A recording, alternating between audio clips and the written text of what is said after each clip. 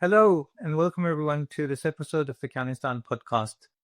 Joining us today, we have a returning guest, one of our favorite guests on the show, Dr. Vladimir Brovkin.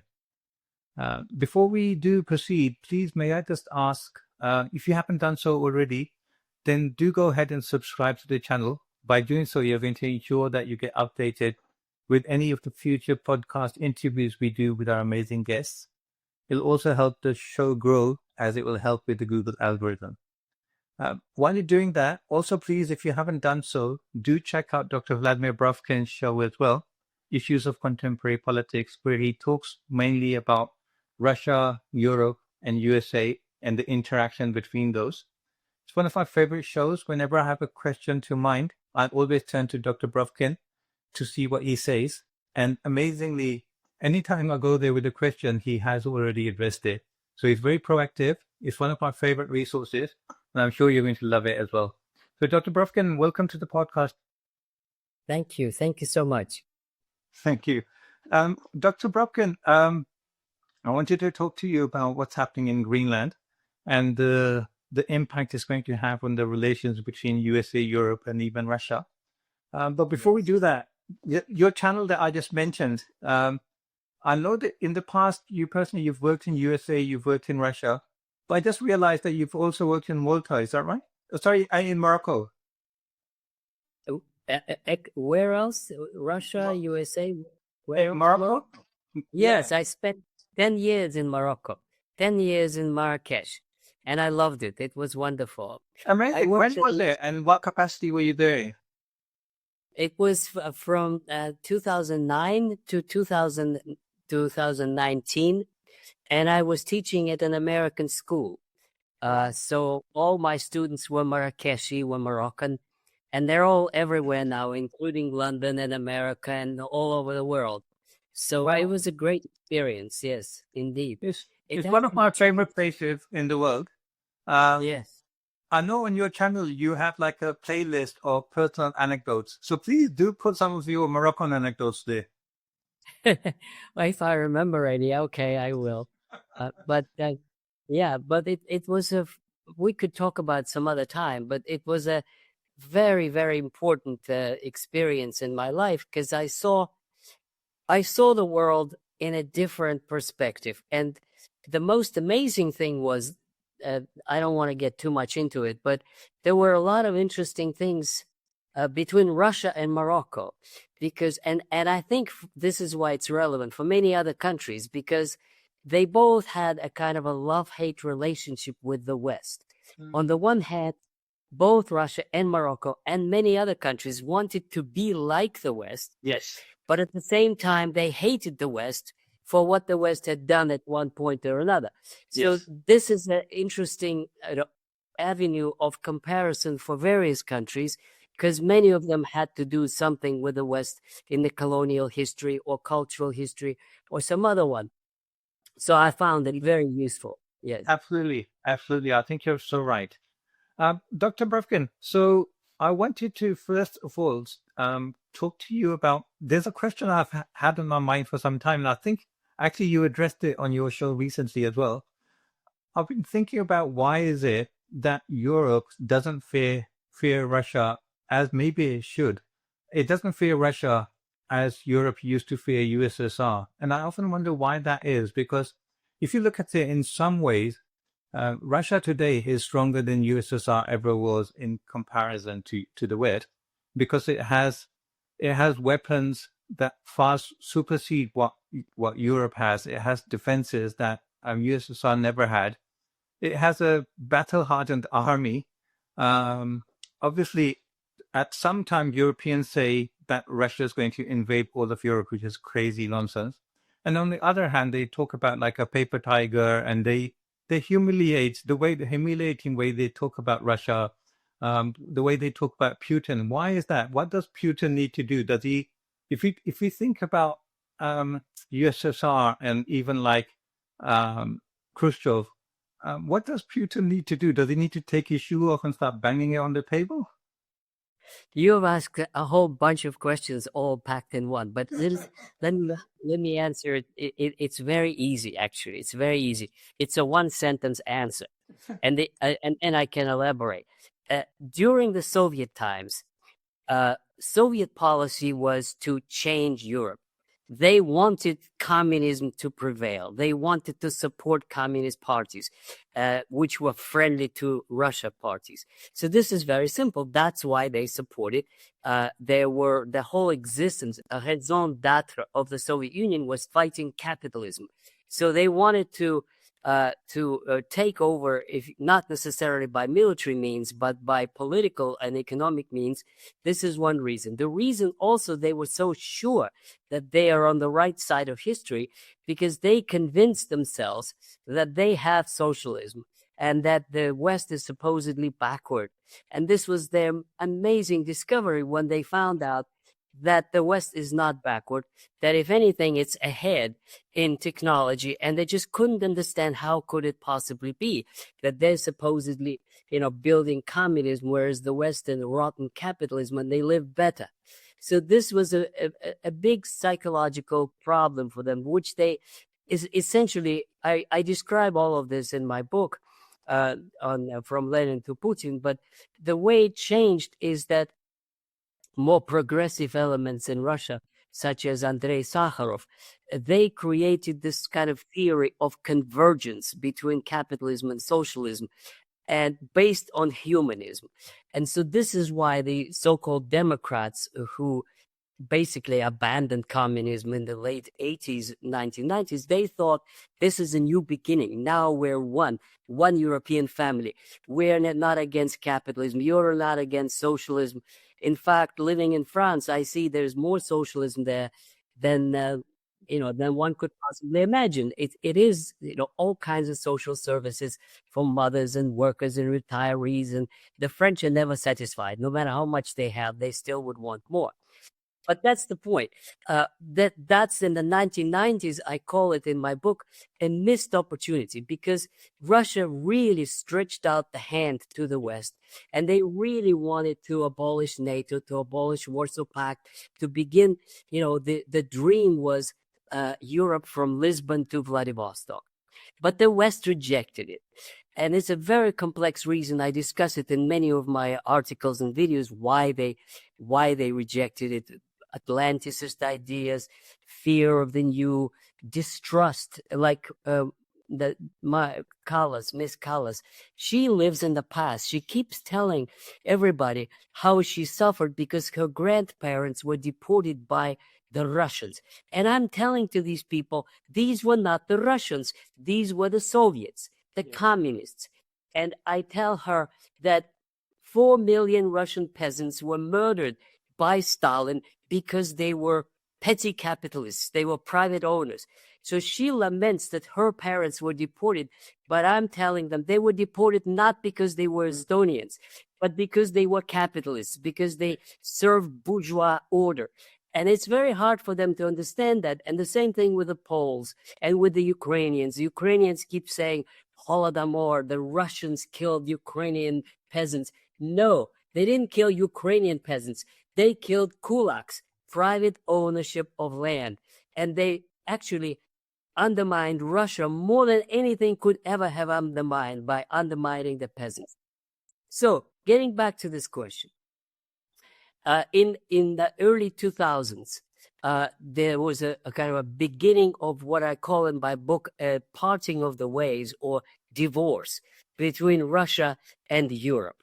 Specifically Europe. US is a little bit different, but also partly because of the cultural trends in Europe, the Russians completely deny all this gender culture, and denial that there are two sexes, and all this immigration and the abandonment of religion in Western society. It's a very important culture. Russians want to be conservative. Russians want to be orthodox. And this is, if you want to be more historical and philosophic, one of the major differences between Christianity in the West and Christianity in Orthodox countries. Very briefly, and I understood it actually in Morocco because Islam is like that. The Orthodox, and for Islam, religion is not a rational thing to discuss. It's not, you just believe. That's it, period. You don't need any rational explanations. It's faith. That's why it's called faith. There's faith in God and God-given rights. Now, in Europe, the whole history of European Christianity is discussion about it. From Protestantism onward, it's kind of Luther is rational explanation as to what's wrong with the church. And some went even further. What's wrong with God or with Christianity or a version of Christianity? And they wanted to improve it. They changed it. And in the end, they abandoned it. So this is the cultural side of it.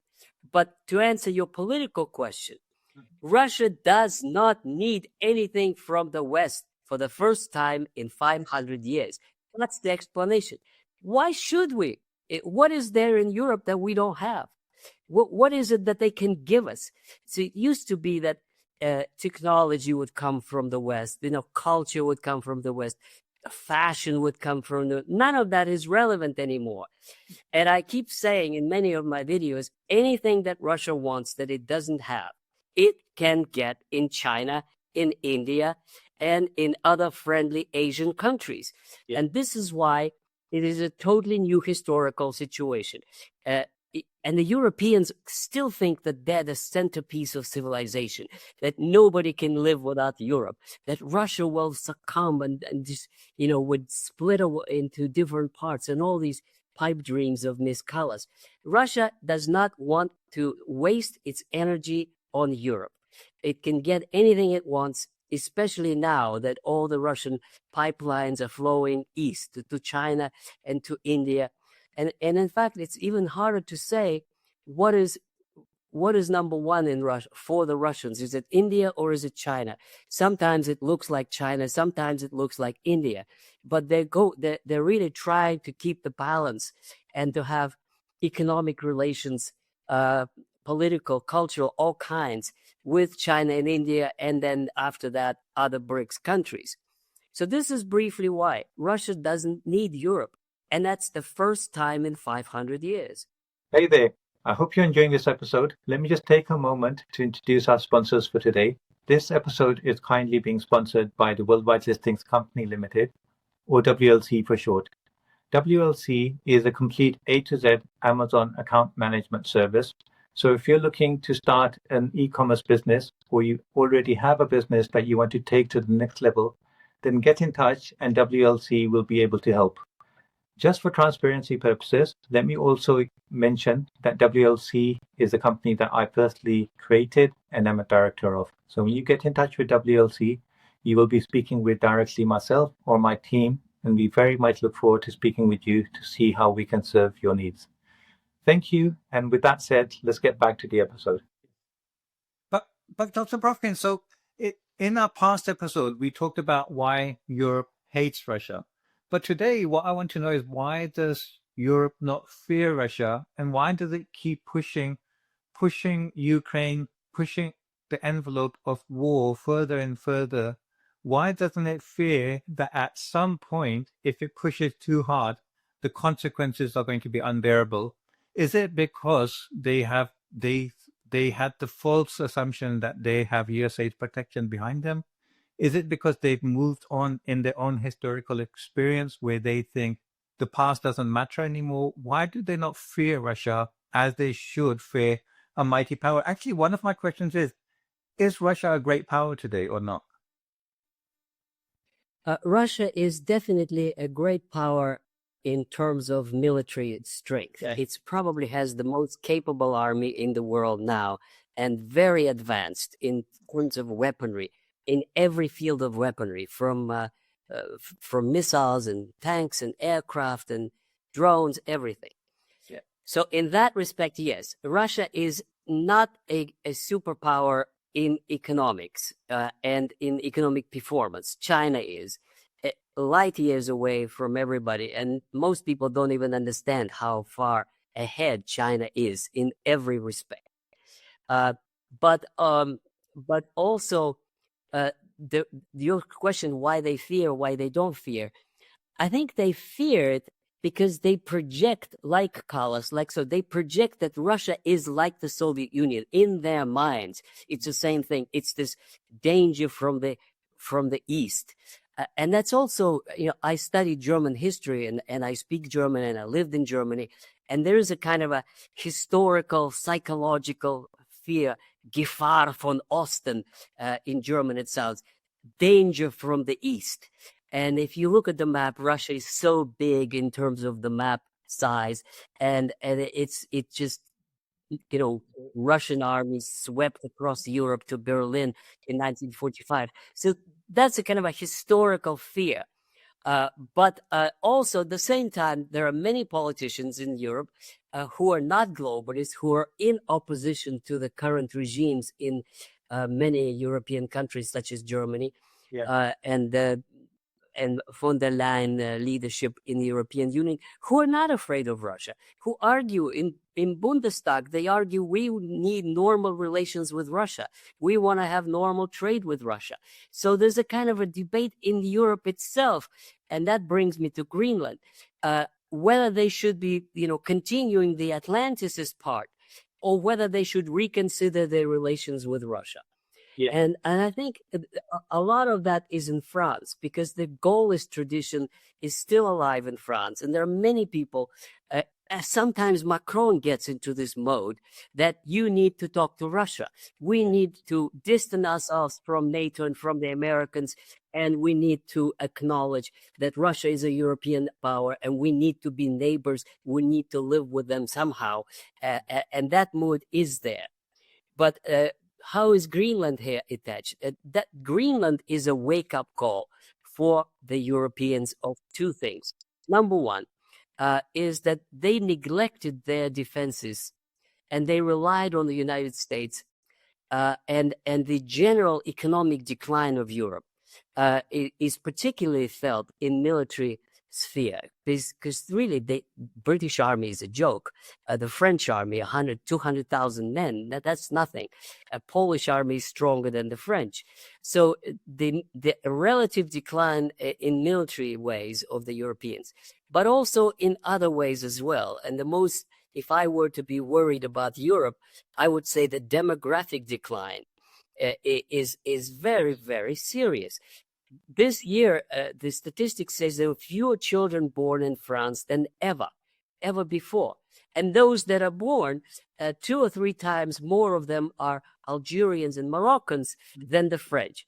So the same thing is in Italy. So the demographic decline, the technological decline, the cultural decline, and they're scared. And when people are scared, they need to find a boogeyman. I mean, somebody to blame for. Oh, these are Russians. They're to blame. There's a danger. It's a way to sideline their domestic problems that they don't want to deal with, don't know how to deal with. And it's much easier to focus the attention of the public to the danger from the Russians. Yes. So that's why I think, I would say historically, I think these people are doomed. I think that sooner or later, healthy forces will come to power in Europe. And by healthy, I don't mean pro-Trumpist. I mean people who know and who are ready to solve problems. Yes. Problems exist in order to solve them. And solving that means you really have to work at it. If it's a democracy, you have to engage the people. You have to find ways how to deal with demographic issue, how to deal with economic decline, ways of cooperation with Russia, with China, with Asia. And there are many different ways. Atlanticist is not the only way. So that's briefly, the explanation why this state exists at the moment. Sure. Thank you so much. So talking about Greenland, first of all, how do you see, is this like a storm in a teacup, or do you actually think that there is substance behind what Trump is saying, or at least thinking? Do you think he's serious about Greenland, and how far do you think he's going to go to achieve? Yes. Okay. I would say he is serious about Greenland, but again, in my previous comment, I said that it's a wake-up call to Europe that they were dependent on America. Now, for the United States, this is my view. Many people would be horrified when I say what I'm going to say, but I'm going to say it anyway. Greenland for the United States is a sign that they're getting weak. That's what it is. Because America is in decline just as Europe is. America is in decline relative to what it used to be able to do. And now it is, and Trump admits it himself, China produces all the shipping in the world now, and there are hardly any shipyards in America.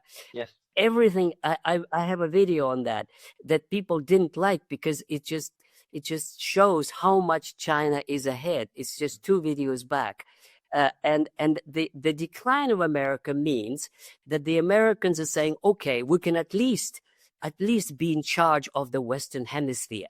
So they're becoming more aggressive in Western Hemisphere because it's closer to home, because there's fewer competition, and they want to establish their kind of a Pax Americana, that they control all of Western Hemisphere, Yes. including Greenland. Now, why Greenland? Just today, I listened to a Russian analyst who explained why Greenland is important strategically. Well, first of all, because it's important for missile defense. Because if ever there's a come a point where Russian missiles are flying to the United States, they fly over Greenland. So if you have any kind of anti-ballistic missile systems, it makes perfect sense to install them in Greenland to intercept anything flying over the Arctic Ocean. That's number one. Number two, it's an easy target because it's not going to be any resistance. Even if Trump slows down now, everybody, and I share this view, is convinced that he's going to take it one way or another. Maybe he's just postponed it for a year until if he gets the control of the Congress, then there'll be no obstacles. He's going to buy it or occupy it. It's just a matter of time. But he's going to get it because he wants his name in history, because there's a lot of minerals in Greenland, and some of them are rare earth, and the Chinese have most of them right now. So this is a reason enough by itself for the United States to try to grab those. But basically, my view again is that I don't think it matters that much. I mean, even if Americans have Greenland, even if they have their military bases there, even if they get rare earth, this is not going to change anything, because Russian avant-garde missiles can fly through the North Pole or through the South Pole or the equator anyway at all. I mean, and they're hypersonic, 20 March. Yeah. There's nothing in the world that can intercept those. So this is all, pretty much for self-comfort of Mr. Trump. Strategically, it doesn't make any difference whatsoever whether they control Greenland or not. And then one last thing is that the United States is, I'm not convinced that Trump is going to succeed in Make America Great Again. I don't think so. Actually, I'm among those. I'm kind of shy to say it because I don't want to offend my American friends and my audience. But, honestly, to beat China, one would have to produce better and cheaper. And that's impossible. That's what I think. It's impossible because no better, maybe in some specific areas, some machines could still be like the Chinese or better, but cheaper and better, no way. Because anything produced in America is outrageously expensive because of their system, because it's capitalist, because it's profit motivated, because they want to maximize their profit. And the Chinese, the other way around. The Chinese produce things not for the profit, but because the government tells them this is what we need to do. And the Russians do too. It's a different model altogether. And this model is very, very historic. In other words, I don't think if speaking of China, I don't think it's communist China. It's the same thing like imperial China. It's old traditions of what is needed for the state, for the country. That is what everybody needs to do. And the emperor or the president or whatever chairman or whatever is telling them what to do. And I think it's also a Russian tradition. And I think that this is the big difference. In America, it's the governing board are the businessmen of big corporations, and the Trump is trying to please them. And they tell him what they want. And he says, okay, we'll have the biggest army, we'll do this. Why? So that all these McDonnell Douglas and Boeings and other Raytheon, so that they make money on this new drive of military superiority. In Russia, it's the other way around. It's Putin who tells the so-called oligarchs, this is what we need to do. And if you don't do it, you're out. Yes. Now, private property remains, but the government is in charge of what needs to be done and which way it's going to go. And that's the big difference between the two. All right. I'm just thinking about what you're saying about Greenland, and I completely agree that it makes very little sense strategically. If you look at Trump's arguments of securing Greenland because it wants to defend itself against Russia, because those missiles, as you say, could come from anywhere, but also they could, if they wanted to secure it that way, if they wanted to secure themselves against Russia and use Greenland as a base, they could just have bases there like they've always had. But I actually think that if there's any sense to be made in what Trump is saying, then I think it makes more sense that he's using Russia as an excuse, but he's realizing that going forward, if America is not going to be the guarantor of European security and Europe has to come up with their own security arrangements, then at some stage Europeans might become a threat to USA's strategic thinking. So I think it's more they're defending themselves against future Europe, and they're getting Europe out of the Western Hemisphere by getting them out of Greenland. I think that makes more sense. Yes, I agree with you, with the only exception that I don't think Europeans will ever become a threat to the United States. It's going to take years and years for them to put together something manageable. I mean, I cannot imagine the French and the Germans to serve in the same army. I cannot imagine that. It's impossible at this stage. They may have an alliance of some sort, and they may have joint projects of some sort, but to have a European army, like a unified European army, I don't think that's possible at all. Now, about Trump, I do agree with you that he basically is walking away from Europe, and this is why I say a wake-up call for Europe. It's hard for them to stomach it, but the United States has other priorities, and it's obvious. I mean, China is an economic giant, and the United States is trying to tell China what to do and whether they should take Taiwan or not. Whether it should be of no concern to the United States because it's China, and they acknowledge that it's China. But no, they pretend like they're great power and they're going to tell everybody what to do. One of these days, what's going to happen, and maybe within a week or two, is that somebody is make a bloody nose to the United States. And then they're going to realize they cannot order everybody around.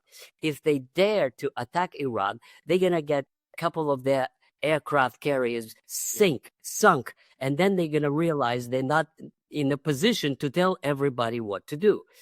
So in that sense, just posturing. It's just posturing. But it is a historical fact that the United States is like walking away from Europe also because what for? I mean, Trump's logic is kind of logical in a sense. One could imagine another American president thinking in those terms. Why should we waste our resources on defending them from whom? From Russia. But the Russians don't care about them. They don't need them. So what's the point of having these bases and wasting all this money? You could do it when there's plenty, but now there isn't any plenty. We have to reorient. This is what Rubio said just the other day. And in that sense, it's not just Trump. If the Europeans think, we're going to wait a year and then he's going to be out and everything will be back together. No, it will not be like it used to be because this is a trend. And it's not only among Republicans. The trend is that Europe is less relevant and Asia is more relevant. And therefore, the attention and the focus and the competition, economic and military, is going to be focused on Asia. This is truly historical times we live in, because it's just fascinating. I'm a historian, and I study that in 9th century, 10th century, 11th century, 13th century, up to 1500, the center of the universe was the Arab world. This was it. China was closed, even though technologically it was just as advanced, but it was not interested in interaction with the world. And Europe was seen, but from the Middle East, Europe was seen as a backwater, some kind of underdeveloped northern forest of some semi-cultured, uncultivated tribes. And then Maimonides, I think, when he was invited to go to England, he said, what's in there? There's no point. I mean, it did look like a civilized place at that time in the 13th century. So for the first time since 10th-13th centuries, the shift of civilization comes to the East, but not to the Middle East. Middle East now is in that sphere, but it's to China and India. Yeah. And I think that's amazing. That's spectacular. This is absolutely mind-boggling that you have such shifts that are occurring within one generation, within my lifetime. This is occurring. And that worries a lot of people. One can only hope that it will be in a peaceful way, because usually transitions, lead to some kind of wars and shakeups. And we can only hope it will not lead to a major war. But that's where we are. Dr. Brovkin, you're so right. The changes that we're seeing, and the mind-boggling speed that we're seeing them at, I think a lot of that has to do with what's happening in Ukraine, because those changes would have happened anyway, but it's sped it all up. The downfall of Europe, the breaking of the alliance between USA and Europe, bringing together Russia and China, all of these things are happening because what they've done in Ukraine, and they're still not backing off from that. Yes, well, Ukraine in a big picture, if you try to put it in the context, it has all of these ingredients. It's a part of the East-West relationship.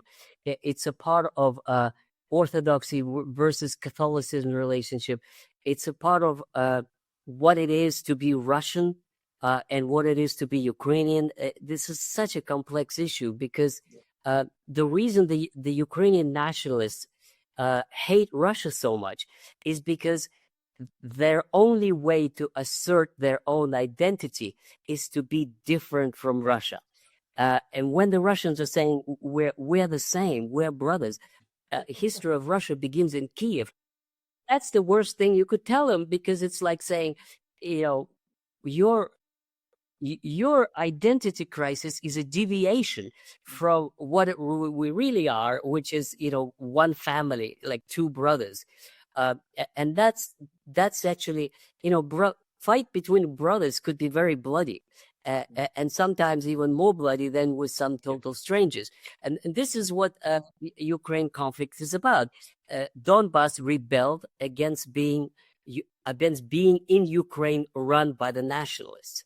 Now, it was okay when they were friendly with Russia and there was open borders. I used to go there all the time in my job in the year 2000, 2001. It was like between US and Canada. It was open frontiers, friendly governments, lots of mixed families. It was like normal.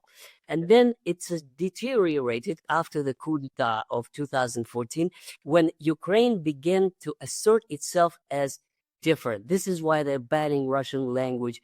This is why they're even everybody speaks Russian language, but they officially consider it, foreign. It's so absurd. Moreover, let me just tell you something. Just a couple of days ago, I came from Warsaw. I was going through Krakow. I've never studied Polish. Never in my life have I studied Polish. I understood about 70% of Polish because the roots of the words are similar. The spelling is different, but the roots are the same. And with Ukrainian, you can understand 80% without ever studying it. They're very, very similar languages and cultures and people. and that's why they feel so nationalistic, trying to deny anything Russian, which is kind of ridiculous. But hopefully soon, this year, I hope the war will come to an end. We shall see what kind of end. There are various variants and possibilities, but hopefully it'll be over soon. Yeah. Brovkin, how do you see the recent conference that took place in Davos? To start with, can we talk about the Mark Carney speech? What were the key points that you took from that? Whose speech? Mark Carney, the Canadian. Oh, the Canadian. Yes, yes, yes. Oh, I think that's very indicative and very important. I think the Canadians are also woke up to a new reality, and I think that Trump probably did more harm to the to his dream of having a united Western Hemisphere by his treatment of Canada, because Canadians now discovered that that they're not just good neighbors and brothers, but that their very existence, their very identity of a separate country, maybe of the same origin, but separate and different, has been undermined. And they just woke up to that reality that Trump wants to incorporate them. And it ain't going to be easy, because there are 20 million Canadians, and they're proud, and they have their traditions, and they feel that they're just as good as the Americans across the border. So if Trump continues to threaten them, oh, if you trade with China, I'll impose this and that, this only agonizes them more. And I don't think they're going to succumb to it. I think that, well, obviously nobody can predict, but it seems to me that the pride of being Canadian is strong enough that they will try to diversify their economic relations and their military planning. And of course, China is a number one competitor. As it is, it had pretty serious investment in Canada, but it also makes sense. They are they're mutually beneficial trade partners, because Canada has all kinds of resources that China may need, just like Siberia. Canada and Siberia are very similar in geographical layout and in the number of useful minerals and oil and so forth. So, Mr. Trump, I'd say you made a big mistake by antagonizing the Canadians. It's not going to work. You're not going to be able to land in Ottawa and kidnap the prime minister and then give orders, as they did in Venezuela. So that's going to be a very interesting thing to watch. Yeah, I found two things quite interesting or revealing about Mark Carney's speech. The first one was where he was saying, if we're not on the table, then we're on the menu, which is basically they themselves, as in Canada and Europe, they need to realize that they've forgotten the art of diplomacy, being on the table, negotiating. And even now, they need to reach out to Russia and balance out what's happening with USA. But even still, they're reluctant to do that. And the second thing, he was saying that the system has never been fair, but it's worked for us until now, which is ironic and hypocritical. So basically, they're saying we were fine with what's happening in Gaza. We're fine what happened in Syria, how Kosovo was created. We were fine with all of these things because they benefited us. But now he wants Greenland. That's like ridiculous. Now everything breaks down because now this doesn't work for us anymore. So I found out those two things kind of very revealing. Yes, the phrase that stuck in my mind was that he said that the United States is weaponizing trade. So this is another regulation that trade is supposed to be trade. It was not political, but now he says, the prime minister, that the United States is using trade as a weapon against Canada. The conclusion is you diversify your trade. I mean, that's the logical conclusion, so that it's not used against you. And that obviously means Russia and China. And in that sense, it's a historical shift in many ways. Now, let me just, that reminds me one more thing. I think I spoke why I don't think Trump's economic plan of Make America Great Again is not going to work. But I could also say the same thing about the Western Hemisphere. The days of American hegemony in Western Hemisphere are irrevocably over. They are not going to be able to subdue Latin America. No way. Because these are very proud people, and now they're not banana republics. Each of those countries has resources, has intelligentsia and political leadership that sort of that is aware of their identity and culture and separateness, and it ain't gonna work. I think it's not gonna work even in Venezuela. They took the shock, and now they're trying to gain time to see how to cope with Americans to their maximal advantage. But I don't think that he's gotten it. No way. I think that the gist of Latin America is to find its place between the great powers and its rightful place in the economic chain of the world, in the supply chains, in trade. And, the recent agreement with the European Union is one of those examples. So now it's a paradoxical situation. Trump says, Latin America is ours. And the Latin Americans and the Europeans have a free trade. In other words, to trade with the United States, you have to pay tariff, but to trade with Europe, it's free. So who are you going to trade with? Obviously, with Europe, because that's more advantageous.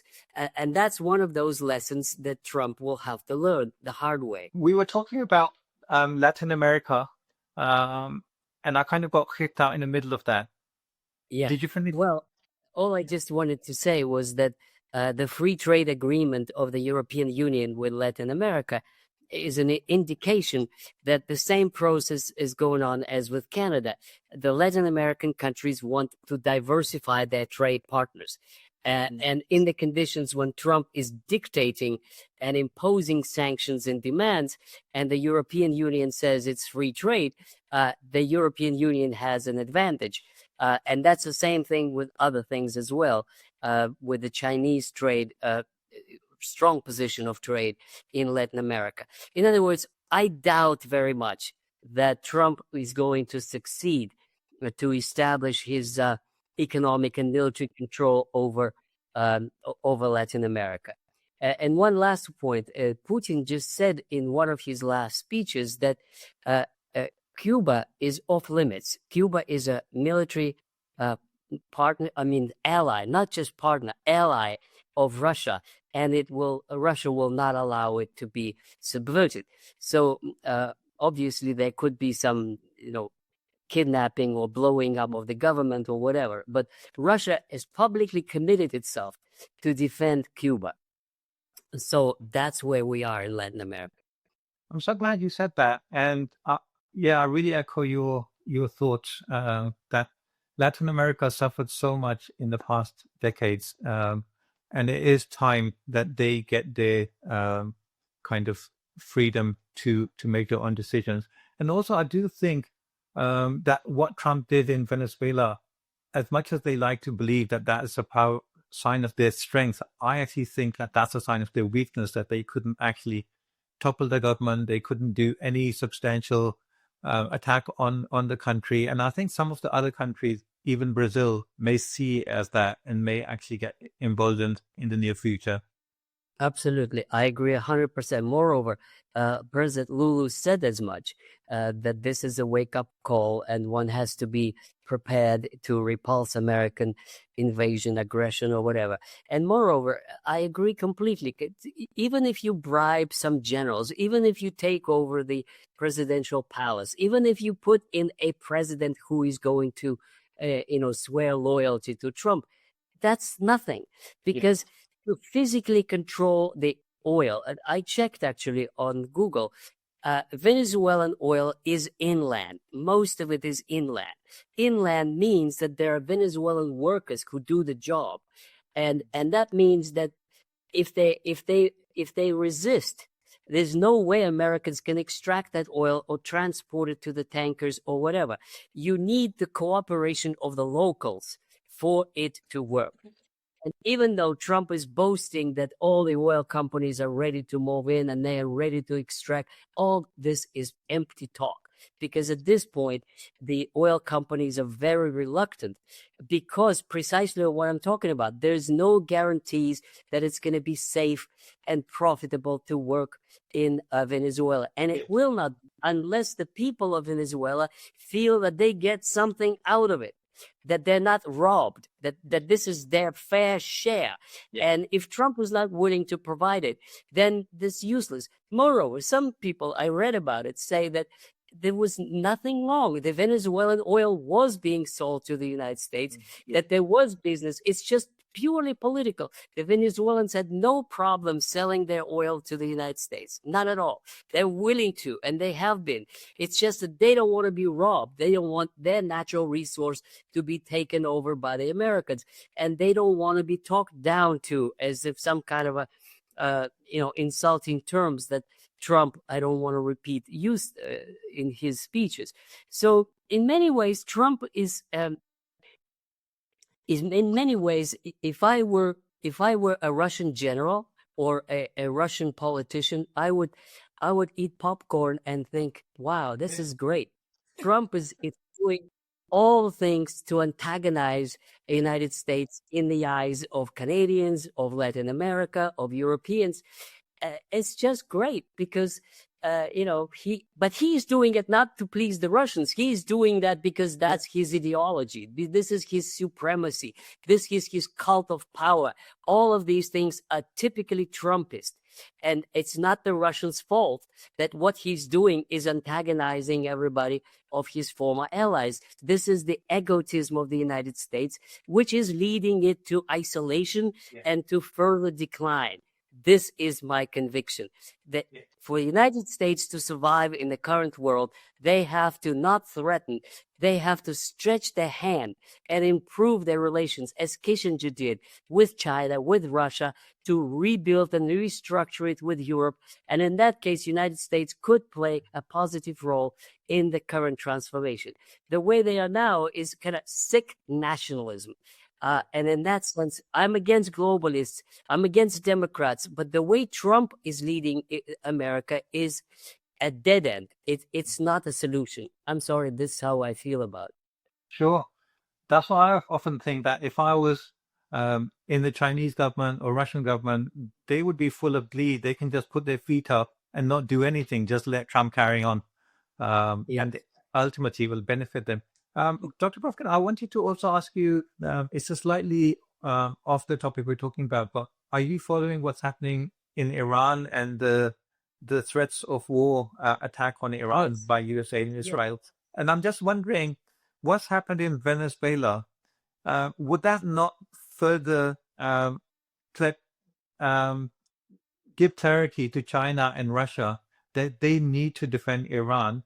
Not just because of the oil that China can get from Iran, but also because they need to defend their own region, just like America wants to defend its Western Hemisphere.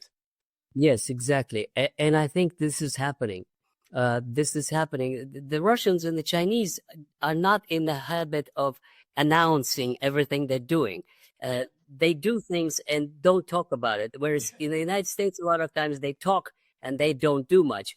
A lot of it is empty talk. But what I do know from, and again, I'm not a specialist on Iran, but I follow what's going on. And it seems to be fairly clear now that it was the Chinese and the Russians together that have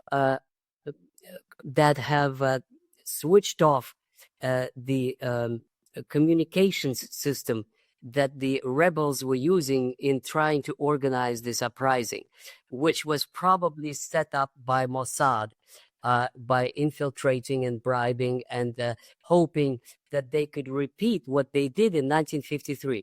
Now, for those of our listeners who don't know what happened in 1953, it was a CIA-prepared mass uprising. They did actually give out money to the what is in books called the market people, the bazaris, and they toppled the regime of Prime Minister Mosadeh, who wanted to nationalize Iranian oil because the British were giving him only 5% to 2%, 10% of Iranian oil. Their own oil was shipped away and they got only 10%. So he wanted to bring national resource under the control of Iranians. The Americans and the British overthrew him. So this time around, they wanted to do the same thing. It was a British operation that they collapsed the Iranian currency. They flooded the market with the Iranian currency. Then they started this rebellion in various parts of the country, speculating on the fact that the currency has collapsed. And then they were coordinating it now with the next step should have been a decapitation of the leadership and then a revolution. Well, the Russians and the Chinese equipped the Iranians to stop the communications between the rebels. Then they identified them and destroyed them. And then I read and I heard Iranians were saying that of the 3,000 or so people killed in the streets, more than half were actually police of various kinds who were shot at by the rebels. And that reminded me of 2014 in Kiev, which is exactly the same. These guys were opened fire on the police first. And then Yanukovych fled instead of trying to combat this rebellion. So this is the first instance that the electronic warfare. The Russians have silenced the satellites and the communications. But what they're doing now, and I heard it from various Russian generals, is that they're equipping Iran with missiles, all kinds of missiles and drones to defend themselves if they are attacked. Particularly this would be a strike against American Navy, against Israel, and against American bases. And the foolish thing that the Americans could do to undermine very quickly their military power is to attack Iran, because Iran is now in the position to defend itself. It's a huge country. It is impossible to occupy, even if Americans spent would send thousands of men and occupy Tehran. Even that is not good enough, because it is a big country and there are other places and bases and the military camps and the population basically may have grudges against the local policies and politicians, but certainly is not going to support any invasion from Israelis or the Americans. I think you're so right. And I think it's going to be crazy. I still don't think, I think they're going to try and pull out some kind of a trick, a bit like what they did in Venezuela. It's not going to be exactly the same because they can't just drop in and kidnap Ayatollah, but they're going to come up with some kind of a trick rather than a full-on attack, because I think if they do that, the blowback is going to be huge, not just in the region, but it's going to spread. Yes, indeed. Dr. Brovkin, so to come full circle, coming back to Europe, in that if, as we discussed, if Europe does have to take care of its own security going forward, then first of all, as you were talking about, I just simply can't see what shape that would take, because sometimes they talk about like having a NATO without USA. I don't see how they can have a NATO-like force without USA, as in a big outside country playing a big brother role and telling them what to do, where they have to then negotiate and compete with each other. I just can't see that kind of force being developed inside of Europe anytime soon. What do you think? How are they going to do this? Yeah, I think that the current leaders of European Union and Britain, they want to be strong to face Russia, but it's expensive. And they don't have the money, and the money is not going to reappear all of a sudden. They have social programs that it's harder and harder to sustain because their economies are getting older. I see it in France. One factory is closing after another. That means to open up new and competitive factories, you need investment and tons of money, which they don't have. And so at one point or another, they would have to look at Russia not as a as a country they need to fight, but as a country with whom they have to deal. And in my video before last, I spoke about when the video where I talk about Putin reappeared after 2 weeks of silence. And what Putin said that nobody in the West commented, but it's very, very important. His message was to create a collective security architecture in Europe, and the Russians have been talking about it for ages, but nobody listens because they've been so Atlanticist. But it's very important because, in a sense, Putin is saying to them, we are ready to sign a document guaranteeing that we're not going to attack any country in Europe. It's going to be not security just for Ukraine or for Finland or for Poland or whatever. We could just have a collective security of inviolability of borders. And if there are border disputes, they have to be handled peacefully, as it was done when Montenegro split from Serbia, when Czechia and Slovakia ceased to be one country. There are precedents of peaceful redivision of countries and borders. And I think, the Russians are willing to show that also in Ukraine, that many, many Russians would be very upset if Kharkov and Odessa were to remain Ukrainian, because many people considered Russian cities populated by Russians and being Russian historically. If you take a map of Ukraine in 1917, the nationalists at that time never dreamed of having Kharkov as a part of Ukraine. It was Lenin who gave it to Ukraine because there were workers in there, and he assumed that workers would be for the communists, and this was a way to control Ukrainian peasants. But it's not Ukraine, it is Russia. So Putin is willing to sign this peace deal where Donbass is Russian, but Kharkov and Ukraine would remain Ukrainian.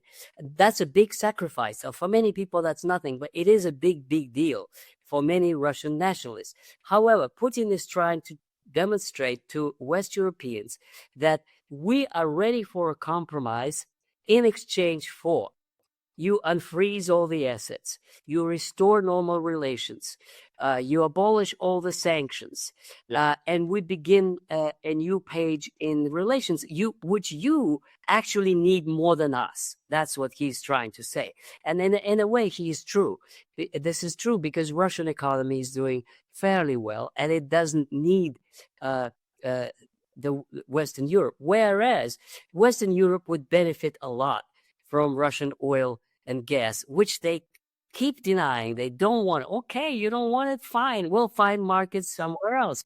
But that's what the historical thinking is in Russia. Try to create a new system that would eliminate the threat of military confrontation. But that's what Russia has to offer. But do you think Europeans, on the other hand, would reach out their hands to say, okay, let's no, not the current leadership, but there are, as I said, there are economic pressures which may force them in this direction, because American oil is expensive. It's 2 times or 3 times more expensive than the Russian one. They need industry. They cannot just abolish it. To sustain their standard of living, they would have to maintain their competitiveness in their industry. And there will be politicians, unless they abolish democracy altogether, who would argue otherwise, such as Alternative for Germany in Germany, such as even Macron is making. But there are 2 parties, opposition parties in France, who are both against Macron and who are both for better relations with Russia. So this is coming. Once Macron's term is over, unlikely that his party will, Renaissance, will keep in power. It's going to be either the Front Populaire on the left or a National Assembly on the right, both of which would like to have a different relationship with Russia.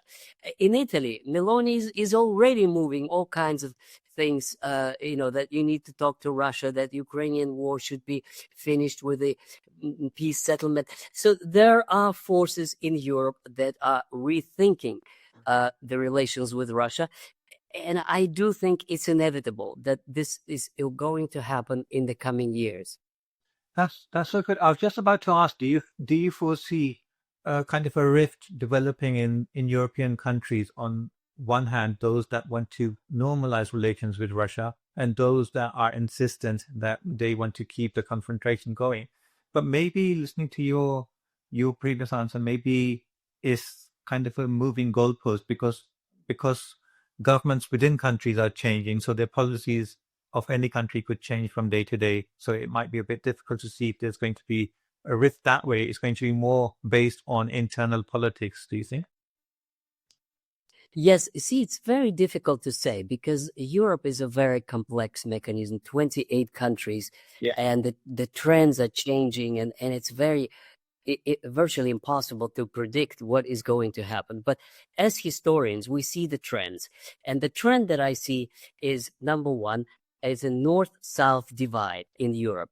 You have countries in the north, such as Britain, Sweden, Finland, Poland, that are virulently anti-Russian. And then you have countries in the south that are not. And some of them are neutral, and some of them are quite friendly to Russia, such as Italy, Greece, Serbia, other Balkan countries, even Spain. Yeah. Never I've heard anything like really spectacularly anti-Russian in Spain. So north-south divide.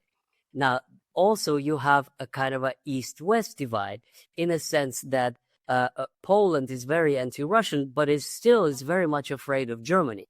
And it has to balance between the two. Finland now is very anti-Russian, but and I was in Sweden just a week ago. There are a lot of people in Sweden who actually think it was a mistake to join NATO, and that it had more independence in its foreign policy when it was neutral.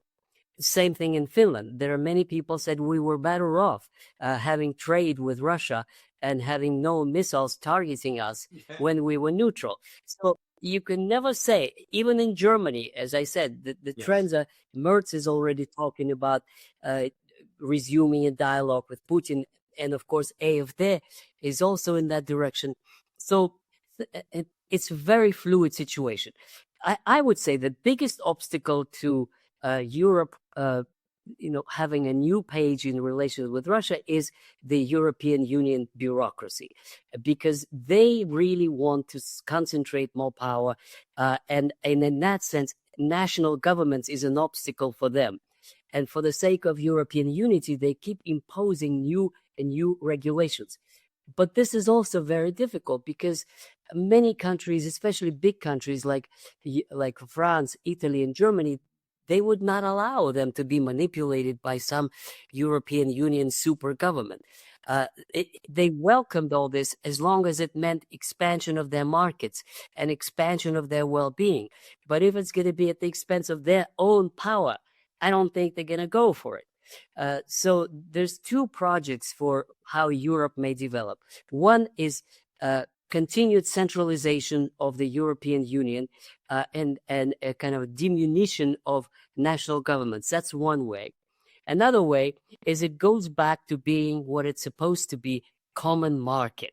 It's a land with one currency and one market for countries and startups to function throughout the continent, but in the national policies and in political and economic decisions go back to national governments or clusters of national governments. What is interesting is that there's a kind of cluster of governments, such as Czech Republic, Slovakia, and Hungary, and Serbia. They're kind of beginning to act in similar ways. So we shall see how it goes. It's an open question. I don't think one can predict at this point how it's going to go. Dr. Brovkin, thank you so much. Thank you for your time and your insights. There's a lot of other things that I wanted to talk about maybe another day, such as the border peace that Trump is talking about. And I think Putin might be willing to put some of his frozen funds into that, but I'm not sure we can maybe talk about that one day. Yes. But one day I'd love to talk to you about like the trade routes that China's developing, that Russia's developing, because I think that's going to dictate a lot. Very good question. Yes. of the future development for the region as a whole. So let's do that one day soon. Yes, indeed. Thank you. Thank you so much, Dr. Brovkin. And I will leave a link to your own show on the notes. And anyone wanting to, if they don't know it already, please go and watch Issues of Contemporary Politics. Thank you, Dr. Brovkin.